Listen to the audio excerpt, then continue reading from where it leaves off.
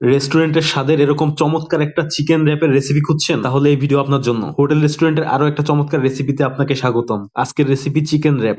বরাবরের মতো রেসিপিতে কোনো গোপনীয়তা থাকবে না, একদম পারফেক্টলি শিখে নিতে পারবেন। চিকেন র‍্যাপ তৈরি করার জন্য এখানে চিকেন ব্রেস্টটা ব্যবহার করছি। জুলিয়ান কাট করে কেটে নিব চিকেন ব্রেস্টটা। কাটা হয়ে গেলে চিকেন মেরিনেশনের জন্য একটা পাত্রে নিয়ে নিব আদা রসুন পেস্ট আধা চা চামচ, তেল দিয়ে দিচ্ছি 1 টেবিল চামচ, লবণ দিব স্বাদ মতো। চাইলে একটু চিকেন পাউডার ব্যবহার করতে পারেন, এটা অপশনাল, স্কিপ করতে পারবেন। ইয়েলো মাস্টার্ড পেস্ট ব্যবহার করছি আধা চা চামচ, দিয়ে দিব এলপি সস 1 টেবিল চামচ, অল্প পরিমাণে ক্রাশ ব্ল্যাক পেপার দিয়ে দিচ্ছি। সবকিছু প্রপারলি মিক্স করে চিকেনটা মেরিনেশন করে নিব। মেরিনেশন করা চিকেন গুলা একটা প্যানে সামান্য পরিমাণে তেল দিয়ে সতে করতে থাকবো। প্রপারলি সতে করা হয়ে গেলে এবার আমরা চিকেন র‍্যাপের পরোটাটা তৈরি করে ফেলবো। পারফেক্ট পরোটা তৈরি করার সম্পূর্ণ রেসিপি ভিডিও আমার পেজে দেয়া আছে, লিংক আমি কমেন্ট বক্সে দিয়ে দিব, দেখে নিতে পারবেন।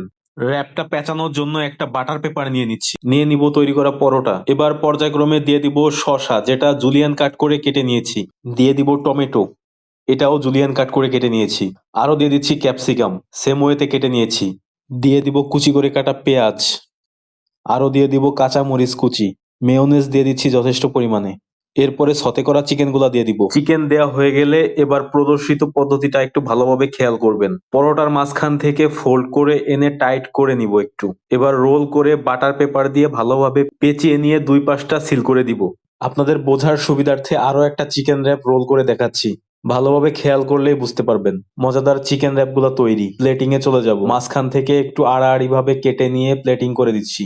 পছন্দ মতো প্লেটিং করে পরিবেশন করে দিন। খুবই মুখরোচক চিকেন র‍্যাপ। আর রেসিপিটা ভালো লাগলে অবশ্যই শেয়ার করে দিবেন।